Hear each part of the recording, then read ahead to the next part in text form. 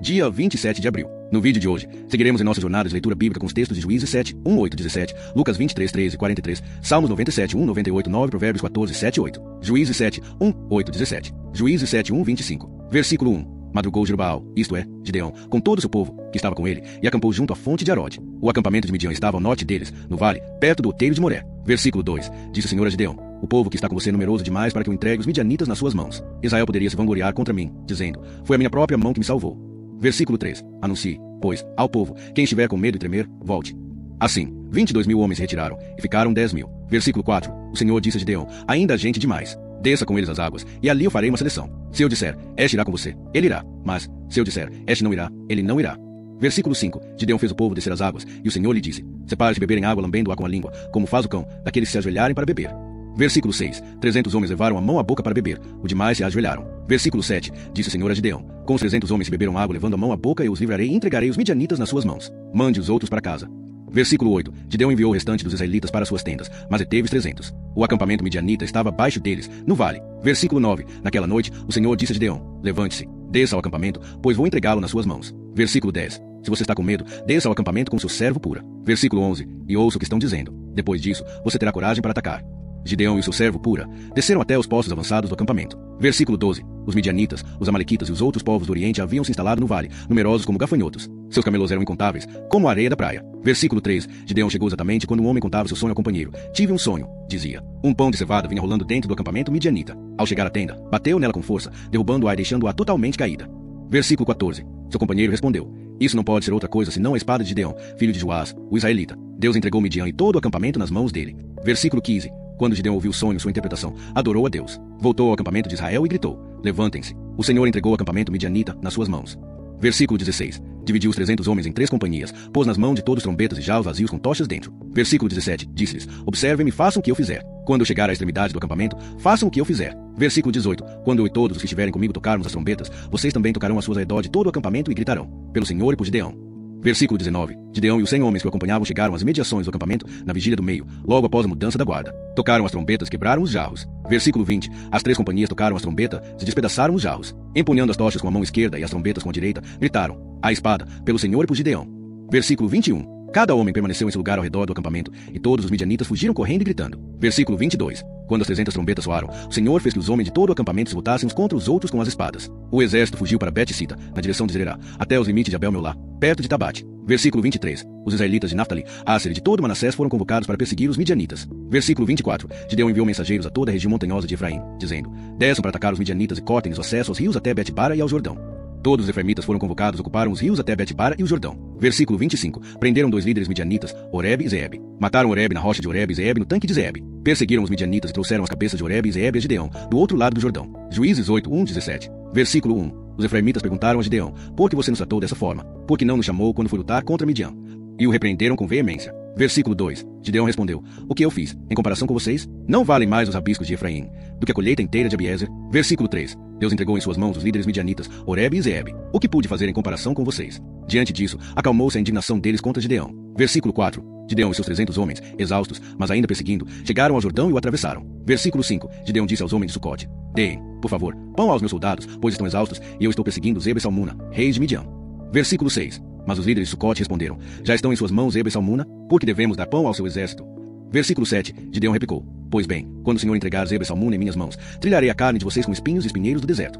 Versículo 8. Dali subiu Penuel e fez o mesmo pedido. Os homens de Penuel responderam como o de Sucote. Versículo 9. Gideão lhes disse: quando eu voltar vitorioso, derrubarei esta torre.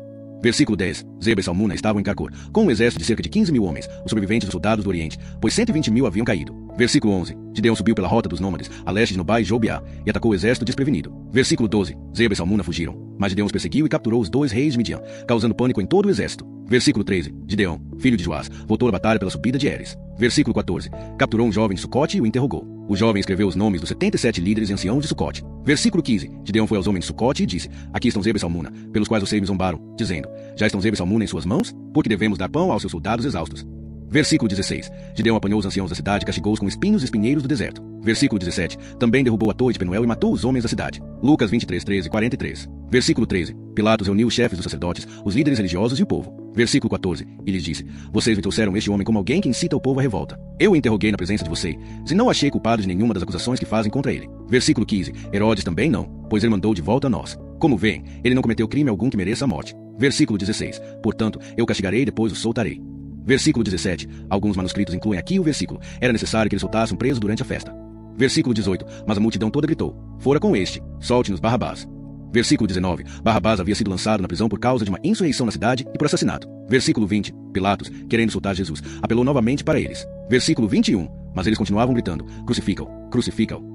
Versículo 22. Pela terceira vez, ele lhes disse: Que crime ele cometeu? Não achei nele motivo algum para a morte. Portanto, vou castigá-lo e soltá-lo. Versículo 23. Mas eles insistiam em altos brados, pedindo que fosse crucificado, e os seus gritos prevaleciam. Versículo 24. Então Pilatos decidiu atender ao pedido deles. Versículo 25. Soltou o homem que havia sido preso por insurreição e assassinato, a quem eles pediam, e entregou Jesus à vontade deles. Versículo 26. Enquanto levavam, agarraram Simão de Cirene, que estava chegando do campo, e lhe puseram a cruz sobre os ombros, para que a carregasse atrás de Jesus. Versículo 27. Uma grande multidão seguia, inclusive mulheres que choravam e se lamentavam por ele. Versículo 28. Jesus voltou-se para elas e disse: Filhas de Jerusalém, não chorem por mim, chorem por vocês mesmas e por seus filhos. Versículo 29. Pois dias virão em que se dirá: Felizes as estéreis, os ventres que nunca geraram e os seios que nunca amamentaram. Versículo 30. Então dirão as montanhas: Caiam sobre nós, e as colinas: Cubram-nos. Versículo 31. Pois, se fazem isso com a árvore verde, o que acontecerá com a seca? Versículo 32. Dois outros, criminosos, foram levados para serem executados com ele. Versículo 33. Quando chegaram ao lugar chamado Caveira, ali o crucificaram, bem como aos criminosos, um à sua direita e outro à sua esquerda. Versículo 34. Jesus disse: Pai, perdoa-lhes, pois não sabem o que fazem. Então dividiram as roupas dele, tirando sortes. Versículo 35. O povo ficou observando, e até os líderes zombavam. Salvou os outros, salve-se a si mesmo, se é o Cristo de Deus, o escolhido. Versículo 36. Os soldados também o insultavam, oferecendo-lhe vinagre. Versículo 37. E dizendo: Se você é o rei dos judeus, salve-se a si mesmo. Versículo 38. Havia uma inscrição acima dele: Este é o rei dos judeus. Versículo 39. Um dos criminosos que ali estavam pendurados o insultava: Você não é o Cristo, salve-se a si mesmo e a nós. Versículo 40. Mas o outro criminoso repreendeu: Você não teme a Deus, nem estando sob a mesma condenação? Versículo 41. Nós somos punidos com justiça, pois recebemos o devido pelos nossos crimes. Mas este homem não fez nada de errado. Versículo 42. Então disse: Jesus, lembra-te de mim quando entrares no teu reino. Versículo 43. Jesus lhe respondeu: Em verdade lhe digo, hoje você estará comigo no paraíso.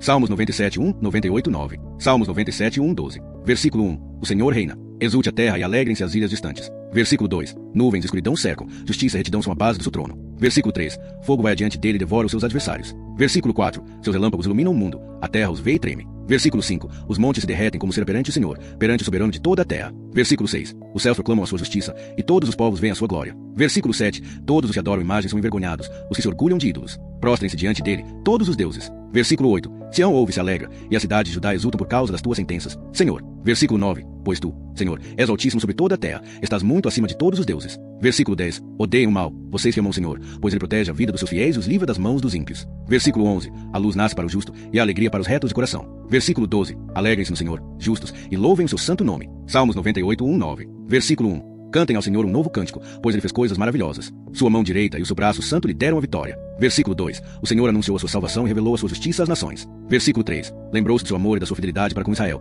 Todos os confins da terra viram a salvação do nosso Deus. Versículo 4. Aclamem o Senhor, todos os habitantes da terra. Lancem gritos de alegria. Versículo 5. Cantem louvores ao Senhor ao som da harpa, com música e cânticos. Versículo 6. Toquem trombetas e cornetas em altares de louvor ao Senhor, o Rei. Versículo 7. Ressoe o mar e tudo que nele existe, o mundo e os seus habitantes. Versículo 8. Batam palmas os rios, e juntos cantem de alegria os montes. Versículo 9. Diante do Senhor, pois ele vem julgar a terra. Julgará o mundo com justiça e os povos com retidão. Provérbios 14, 7 e 8. Versículo 7. Afaste-se do insensato, pois nele você não encontrará palavras de conhecimento. Versículo 8. A sabedoria do prudente é discernir o seu caminho, mas a insensatez dos tolos os engana.